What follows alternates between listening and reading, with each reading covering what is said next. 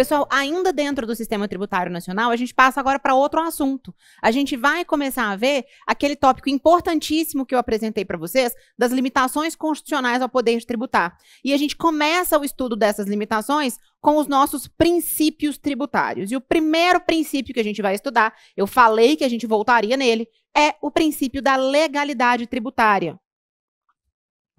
Pessoal, esse princípio, ele é trazido lá na Constituição.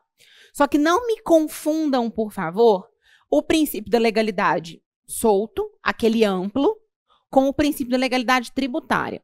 Por que eu estou dizendo isso? Porque a gente tem lá no artigo 5º, inciso 2º da Constituição, o seguinte: ninguém é obrigado a fazer ou deixar de fazer alguma coisa senão em virtude de lei. Isso aqui, gente, não é o princípio da legalidade tributária, tá? O princípio da legalidade tributária, ele está esculpido no artigo 150, inciso 1º da Constituição. Vamos ver o que diz efetivamente esse artigo 150, inciso 1º da Constituição. Ele inaugura a seção das limitações do poder tributário, tá vendo?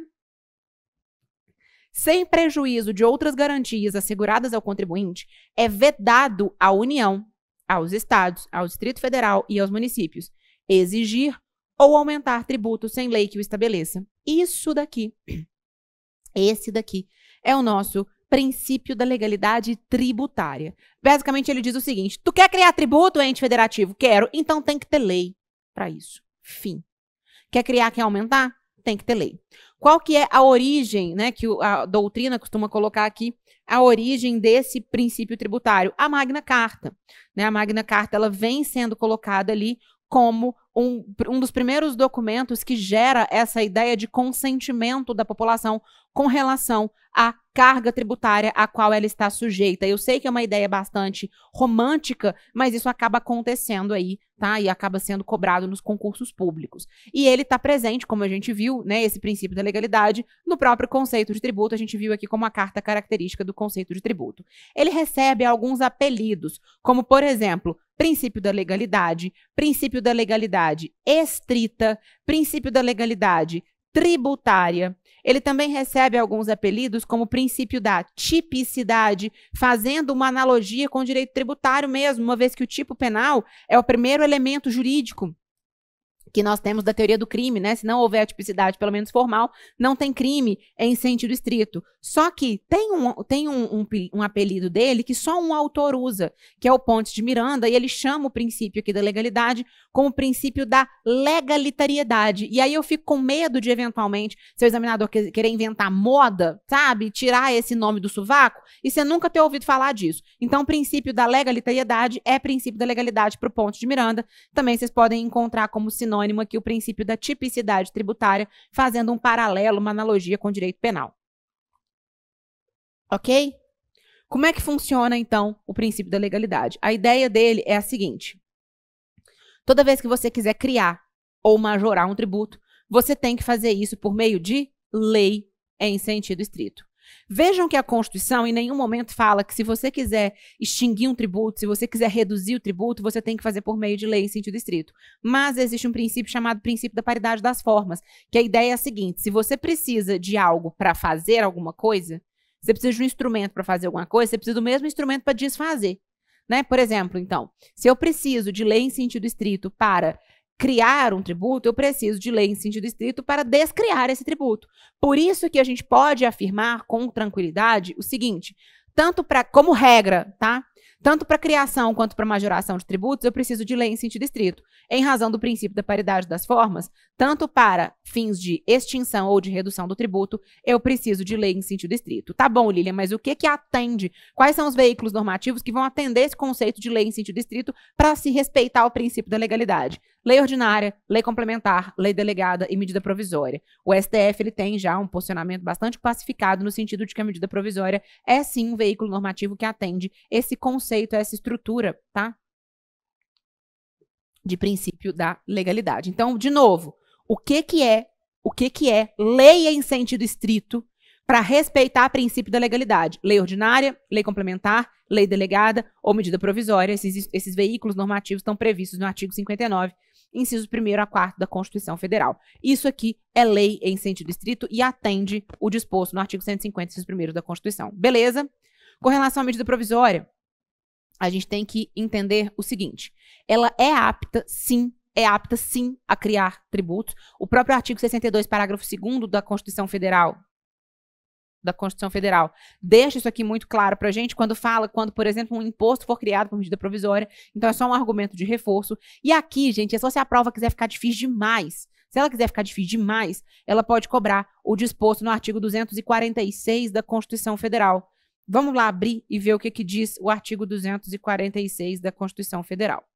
Ele fala o seguinte: é vedada a adoção de medida provisória na regulamentação de artigo da Constituição cuja redação tenha sido alterada por meio da emenda promulgada entre 1º de janeiro de 95 até a promulgação desta emenda, inclusive. Que emenda que é essa? A 32 de 2001. Lília, não entendi nada. Então, deixa eu colocar aqui para vocês. Basicamente, o que ele está dizendo é o seguinte: nesse intervalo temporal aqui, entre a emenda constitucional 5 de 95 até a 32 de 2001, você não pode regulamentar assuntos tratados por esses pontos aqui na Constituição por meio de medida provisória.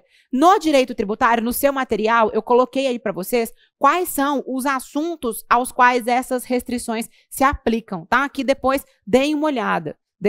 Então, basicamente, nós tivemos medidas provisórias aqui editadas para fins de CPMF, assunto relacionado com contribuição de seguridade social, CPMF de novo, e a progressividade fiscal do IPTU aqui, tá? Com relação à função social da propriedade e a instituição do Fundo de Combate e Erradicação da Pobreza, beleza? Então esses são os assuntos aqui no direito tributário. Não me interessam os assuntos das outras disciplinas, porque eu só ensino aqui para vocês o direito tributário. Então esses são os assuntos do direito tributário que não podem ser regulados por medida provisória. Nunca vi uma questão cobrando isso daqui, mas vai que, tá? Só para o seu caderno ficar completo.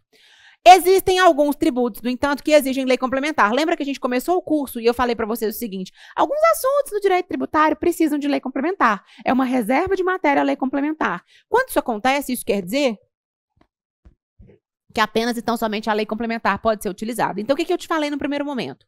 Que 4 veículos normativos atendem o conceito de lei em sentido estrito para fins de respeito ao princípio da legalidade. Lei ordinária, lei complementar, lei delegada e medida provisória. Só que 4 tributos precisam só da lei complementar para ser criados. Só a lei complementar pode criar esses 4 tributos aqui. O imposto sobre grandes fortunas, previsto no 153, inciso 7º da Constituição. O empréstimo compulsório, previsto no 148, os impostos residuais, previstos no 154, inciso 1º da Constituição, e as contribuições de seguridade social residuais, previstas no 195, parágrafo 4º. Ô, gente, esses 4 aqui que estão na tela, esses 4 aqui, só lei complementar pode criar, só. Lília, mas uma prova falou para mim o seguinte: o empréstimo compulsório, uma das causas justificadoras do empréstimo compulsório é o investimento público de relevante e urgente interesse nacional. Se isso estiver acontecendo, a União está legitimada a criar um empréstimo compulsório. Isso é verdade. Como os requisitos da medida provisória também são relevância e urgência, logo nesse caso, o empréstimo compulsório que visa atender uma despesa extraordinária relacionada com investimento público de relevante e urgente interesse nacional pode ser criado por medida provisória? Tá certo? Tá errado! Porque eu te falei que tudo que está aqui na tela é só medida provisória. Perdão, é só lei complementar, é só lei complementar. Medida provisória, então, não é lei complementar. Logo, ela não vai poder ser utilizada. Não caiam nessa pegadinha de prova, porque ela é muito sedutora, tá? Então, ainda coloquei aqui para vocês, que o artigo 62, parágrafo 1º, inciso 3º da Constituição, ele fala expressamente que onde é reservado lei complementar, uma medida provisória nunca vai poder atuar. Nem precisaria da Constituição ter dito isso, porque é óbvio, se ela disse que é só a lei complementar, é só a lei complementar. Beleza? Então tá, vimos aqui com alguns pontos importantes da legalidade com relação aos tributos. Ô Lília, mas e a multa tributária? A gente já viu, é só para o seu caderno ficar completo. Quando eu te dei ali as características do conceito de tributo, eu falei, a única diferença é que o tributo não é sanção ao passo que a multa é. Se o tributo precisa de lei, a multa tributária também precisa de lei em sentido estrito para ser criada, para ser definida, para ser instituída. Isso está expresso para a gente no artigo 97, inciso 5º do Código Tributário Nacional. Como eu também já salientei para vocês, toda vez que nós tivermos a criação ou extinção de tributo e criação e extinção de multa, isso tem que ser feito por meio de lei em sentido estrito. Ou tem que ser por uma lei ordinária, ou uma lei complementar, ou uma lei delegada, ou uma medida provisória, ou uma lei complementar apenas, então somente no caso daqueles 4 tributos: IGF, empréstimo compulsório, imposto residual e contribuição residual. Entenderam? Criação e extinção de tributo e multa sempre por meio de lei em sentido estrito, não tem exceção. As exceções que nós temos ao princípio da legalidade, e existem algumas, aqui após a Constituição de 88, presta atenção, todas elas são adstritas às alíquotas de tributo. Por que eu estou chamando a sua atenção? Porque no aspecto quantitativo do tributo eu tenho base de cálculo e alíquota.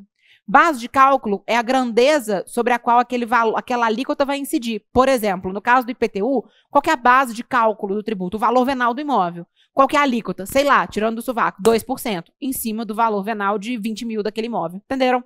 Quando eu falo, então, de exceção da legalidade, após a Constituição de 88, todas elas estão adstritas às alíquotas de tributo. Base de cálculo, não. Exemplo aqui, ó, que eu trouxe para vocês de alguns julgados. ADI 1709. Criaram emolumento cartorário por outra coisa que não lei. O que o STF entendeu nessa ADI? A instituição dos emolumentos cartorários pelo Tribunal de Justiça afronta o princípio da reserva legal. Somente lei pode criar, majorar ou reduzir os valores das taxas judiciárias. Emolumento cartorário é tributo, Lilian? Sim. Espécie tributária, taxa, ok? Outro julgado importante, inclusive, em sede de repercussão geral, tema 935. Os assuntos julgados em sede repetitivo, em sede de repercussão geral e aqueles veiculados em informativos de jurisprudência do STF e do STJ, tem nem o que falar, que você tem que ficar atento para a prova, né? Tem nem o que falar. Olha o que foi julgado aqui. Por violação ao princípio da legalidade tributária, é manifesta a inconstitucionalidade da instituição de nova contribuição compulsória por meio de acordo ou convenção coletiva a empregados não filiados ao sindicato beneficiário da exação. Ou seja, você não pode criar tributo por algo que não seja lei em sentido estrito. Tá bom, Lília, eu entendi. Mas você falou também que existem exceções ao princípio da legalidade e que após a Constituição de 88, todas essas exceções estão relacionadas às alíquotas dos tributos. Sim, então nós primeiro a gente vai trabalhar aqui o que eu tô chamando de exceções ordinárias.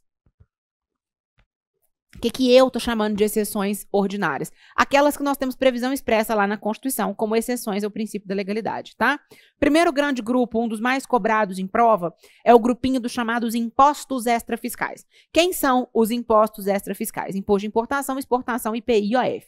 Qual que é a ideia aqui? Os tributos eles podem ser classificados, por exemplo, em tributos fiscais e extrafiscais.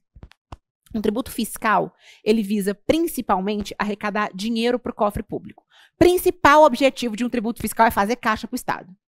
Principal objetivo de um tributo extrafiscal é regular uma determinada situação. É regular a forma que eu vou me comportar a partir da tributação. Tributação, ela é um fator de indução de comportamento, gente. Por exemplo, minha mãe. Minha mãe é um grande chaminé, uma grande chaminé humana. Você olha para minha mãe, a todo momento ela está sobrevivendo à base de cigarro e Coca-Cola. Essa é a alimentação da minha mãe. Cigarro e Coca-Cola. Absolutamente saudável. Toda vez que eu vejo que mamãe está fumando menos, eu tenho certeza que o IPI aumentou, que o IPI do cigarro aumentou. Por quê? O IPI do cigarro aumenta. Quando o IPI do cigarro aumenta, o preço do cigarro aumenta, dói no bolso dela, ela fuma menos. Aí ela faz todo um discurso de que ela está realmente muito preocupada com a saúde dela e que ela está realmente querendo parar de fumar. Aqui em Minas a gente fala truco, 6, né? Porque isso é uma mentira. Isso é uma mentira. Ela simplesmente está se comportando da forma que o poder público quer que ela se comporte. O poder público fala assim, tô cansado de gastar dinheiro com saúde em razão de problema do tabagismo. O que a gente pode fazer? O tributário tem uma ideia. Aumenta o IPI do cigarro. Vai ficar mais caro, logo, oferta e demanda, a galera vai comprar menos, vai fumar menos, vai reduzir o custo que a gente tem, por exemplo, aqui em atuação, seja repressiva ou preventiva de atos relacionados com medicina e tabagismo. Entenderam? Isso é um tributo extrafiscal. Se o objetivo de um tributo extrafiscal é induzir um determinado comportamento, ele tem que conseguir fazer isso agora. E o processo legislativo por si só é muito lento, é muito moroso, é muito demorado. Então, não dá para você ficar esperando todo um processo legislativo passar. Câmara, né? Pensa que no federal, a Câmara que propõe, a revisora, vai, volta, emenda, vai para sanção ou veto. Você já acabou com o seu objetivo aqui de conseguir reduzir custo na saúde, entenderam? Então é por essa razão que os impostos extrafiscais, imposto de importação, exportação, IPI e IOF, eles podem ter as suas alíquotas, nunca base de cálculo, sempre alíquotas reduzidas e aumentadas por ato do Poder Executivo. Então, a exceção à legalidade, ela reside aqui. Porque se é legalidade, quem é que vai efetivamente fazer lei? Poder Legislativo, né? Quando eu tenho aqui, lá no 153, parágrafo 1º da Constituição, falando que no tocante a imposto de importação, exportação, IPI, IOF, o poder executivo pode, atendidos os limites legais, aumentar e reduzir a alíquota desses impostos, nós temos uma exceção à legalidade. Como é que normalmente as bancas gostam de cobrar? O IPI foi majorado por decreto. Tem problema? Não. Exceção à legalidade. Qualquer ato normativo aqui que não seja lei em sentido estrito pode aumentar e reduzir a alíquota desses impostos. Ok? Atenção, o STF tem um julgado aqui, esse RE 570-680, em que foi questionado se a CAMEX, a Câmara de Comércio Exterior, ela poderia, por meio de resoluções, mexer na alíquota do imposto de importação e exportação. O STF entendeu que sim, porque o 153, parágrafo 1º, ele fala que cabe ao Poder Executivo fazer isso, e não necessariamente ao presidente, ao chefe do Poder Executivo. Então a CAMEX, melhor do que ninguém, vai poder mexer nisso daqui, beleza? Outra exceção ordinária que nós temos, a CID Combustível. Lembra que eu te falei que a CID Combustível é a única contribuição que nós temos que reparte receita? Ela é muito importante, ela acaba caindo muito em prova, porque ela tem algumas características ali que são só delas. Aí eu acho que vale a pena a gente pegar o artigo 177 da Constituição, parágrafo 4º, e fazer uma leitura dele, só para vocês verem aqui. Deixa eu jogar ele na tela para vocês. Parágrafo 4º do 177. A lei que instituir a contribuição de intervenção no domínio econômico relativa às atividades de importação ou comercialização de petróleo e seus derivados, gás natural e seus derivados e álcool combustível deverá atender aos seguintes requisitos. Inciso 1º, a alíquota da contribuição poderá ser, cuidado aqui, cuidado com pegadinha de prova aqui, reduzida e restabelecida por ato do Poder Executivo, não se aplicando ali à anterioridade do exercício financeiro. Por que eu tô gritando isso na sua cabeça? Porque uma coisa é reduzir e aumentar. Outra coisa é reduzir e restabelecer. Restabelecer é aumentar até o limite legal. Então, por exemplo, se a alíquota, porque as alíquotas elas podem ser um percentual que incidem sobre a base de cálculo, né, uma alíquota ali ad valorem, ou ela pode ser uma alíquota específica, que é uma unidade de medida. Por exemplo, a alíquota de CID Combustível pode ser uma alíquota específica. $100 por barril de petróleo. Estou inventando. Então, imagina que na lei, estou inventando, na lei está escrito que a alíquota da CID Combustível é $100 por barril de petróleo. Pode um decreto vir e brincar com essa alíquota de 0 a 100. Mas para botar 101 tem que ter lei. Por quê? Restabelecer tem que aumentar o limite legal. Entenderam? Então, a alíquota da CID Combustível ela pode ser reduzida e restabelecida por ato do Poder Executivo. E, por fim, nós temos o ICMS monofásico ou ICMS combustível, que foi, né, uma grande discussão. A instituição desse ICMS monofásico, ICMS combustível, que surgiu lá com a lei complementar regulamentando aqui lista de combustíveis e criando efetivamente esse ICMS combustível em 2022. Mas o que nós temos aqui é, como é que fica a definição de alíquota? A definição da alíquota do ICMS combustível, ela vai ter que ser feita por um ato do Poder Executivo. Então, esses aqui, melhor dizendo, são as chamadas exceções que eu, Lilian, estou chamando de ordinárias a esse princípio da legalidade. Por que eu estou chamando de ordinárias? Porque o STF ele vem paulatinamente relativizando aqui a aplicação do princípio da legalidade. Eu trouxe alguns julgados para te mostrar isso, tá? Então aqui são algumas decisões do STF que sempre aparecem em prova. A primeira delas com relação ao SAT, tá? O seguro aqui de acidente de trabalho, relacionado com algumas contribuições. O que acontece, pessoal? A depender do risco da atividade, se é um risco leve, médio ou grave, você vai pagar acréscimos aqui de contribuição de 1%, 2% ou 3%. Por exemplo, não dá pra gente comparar, o risco de uma atividade de um escritório de contabilidade com o risco de uma atividade de uma empresa siderúrgica, de uma indústria siderúrgica, com o risco de atividade de uma mineradora, com o risco de atividade de um salão de beleza. São atividades que têm risco completamente diferente. Uma pode ter o risco leve de acidentes de trabalho, outra pode ter um risco médio e a outra pode ter um risco alto. A depender do risco é que essas alíquotas, tá? De 1, 2 ou 3%. Então, se o risco for leve, a alíquota de 1%. Se o risco for médio, a alíquota de 2%. Se o risco for grave ou alto, a alíquota de 3%.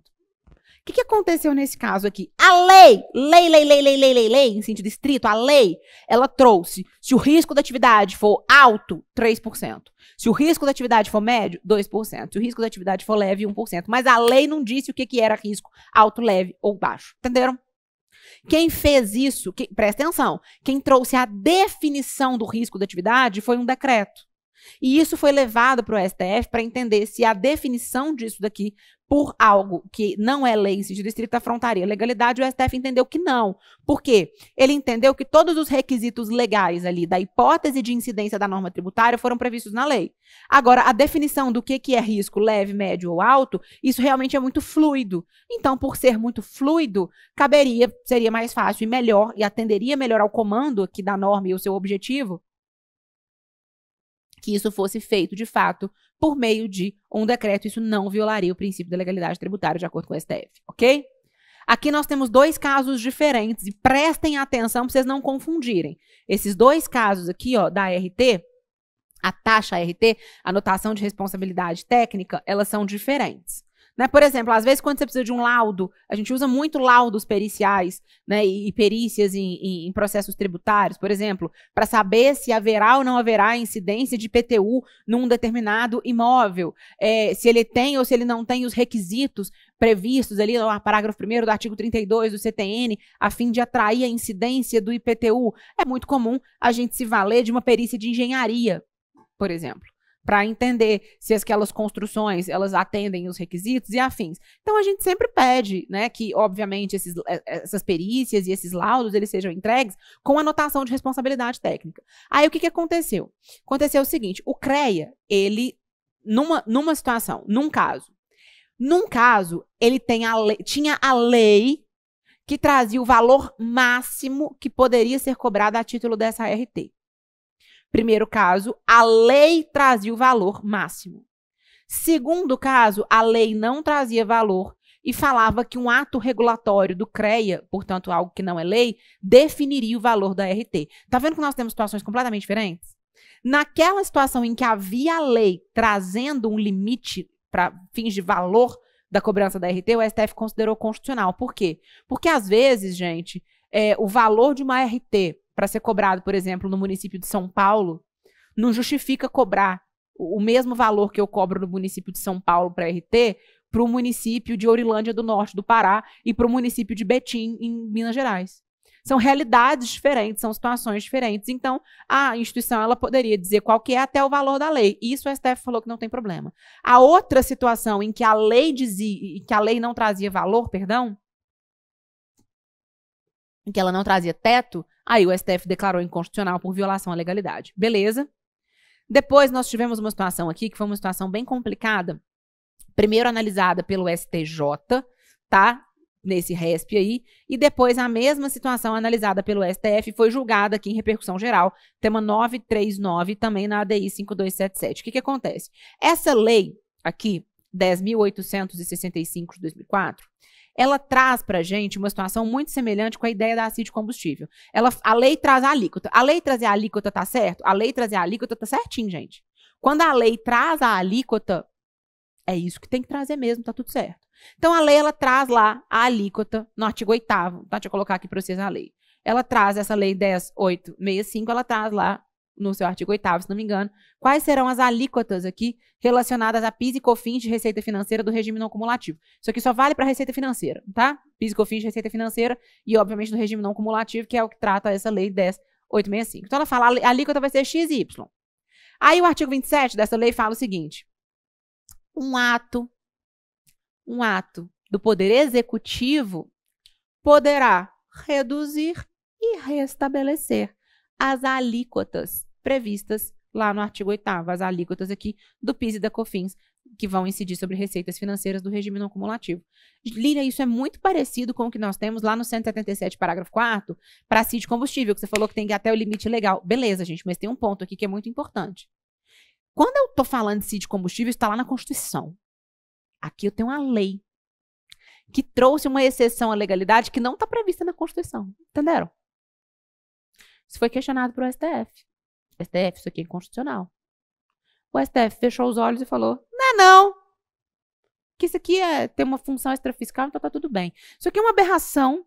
Isso aqui é uma grande aberração, mas é uma aberração que vai cair na sua prova, você tem que engolir e levar para a prova. O STF entendeu que esse artigo da Lei 10.865 ele seria constitucional e que não haveria que se falar aqui em nenhuma situação relacionada com ofensa a princípio da legalidade tributária, o que é um grande absurdo, mas fazer o quê? Ok? Algumas observações com relação ao nosso princípio da legalidade ainda, pessoal. O artigo 97 do Código Tributário Nacional, ele meio que regulamenta o princípio da legalidade tributária, esculpido na Constituição, e ele é chamado de princípio da reserva legal. É muito importante que vocês deem uma lida nesse artigo 97, porque principalmente o mais importante dele era o inciso 5º, que a gente já falou, que as multas tributárias precisam ser criadas aqui por meio de lei em sentido estrito. Outra observação. Obrigações tributárias. O artigo 113, ele divide as obrigações tributárias em obrigação tributária principal e obrigação tributária acessória. A gente vai ver isso aqui depois com mais calma lá na frente. Grosso modo, o que é uma obrigação principal? A obrigação principal, ela acontece sempre que você tem que tirar dinheiro do seu bolso e entregar na mão do poder público. O que você paga com dinheiro, em pecúnia, em moeda ou cujo valor nela se pode exprimir? Tributo e multa. Então, toda vez que você tira dinheiro do bolso, ou você está pagando tributo, ou você está pagando multa no direito tributário. Logo, tributo e multa são obrigações principais. Tirou dinheiro do bolso, é obrigação principal. Toda vez que eu estou falando de obrigação principal, isso tem que ser criado por meio de lei em sentido estrito para respeitar o princípio da legalidade. Obrigação acessória nada mais é do que um dever instrumental. É quando você tem que fazer ou deixar de fazer alguma coisa no interesse da fiscalização. Por exemplo, a emissão da nota fiscal. Para que você emite nota fiscal? Para que você tenha ali uma forma, né, de comprovar a realização daquelas operações que serão tributadas e ter um documento fiscal que atesta o que você fez. Para que você, pessoa física, tem CPF? Para cair na malha fiscal? Para que pessoa jurídica tem CNPJ? Para ser fiscalizado, para ser monitorado. Então, escriturar livro fiscal, ter CPF, ter CNPJ, emitir nota fiscal, tudo que você faz aqui, seja no interesse da fiscalização, tudo que você faz ou deixa de fazer no interesse da fiscalização, isso é uma obrigação acessória. Lembrando que no direito tributário, portanto, a obrigação acessória é um dever instrumental, fazer ou deixar de fazer alguma coisa no interesse da fiscalização. E, pelo amor de Deus, fazendo um contraponto com o direito civil, lá no direito civil, lá no Reino Encantado de Bruno Zampier, você tem o seguinte: o acessório segue o principal. Só na vida de Bruno isso, tá, gente? Na minha, não. Aqui tem nada disso. Aqui, obrigação principal e obrigação acessória, no direito tributário, são absolutamente autônomas, absolutamente independentes uma da outra. Pode haver a existência de uma obrigação acessória, independentemente da existência da obrigação principal. Se a obrigação principal cai no direito tributário, não necessariamente a acessória vai cair. Não existe essa relação de assessoriedade que nós temos. Nós estamos acostumados a ver lá no direito civil, aqui no direito tributário, não. Por que eu estou falando de obrigação principal e acessória? Porque a principal precisa de lei em sentido estrito para ser criada, respeitando o princípio da legalidade. A acessória não, ela decorre da legislação tributária. Depois confere o parágrafo 2º do artigo 113 do Código Tributário Nacional nesse sentido. Ok? Combinado? Próximo bloco a gente continua falando ainda algumas observações com relação ao nosso princípio da legalidade e vamos dar continuidade ao estudo dos nossos princípios tributários. Até já.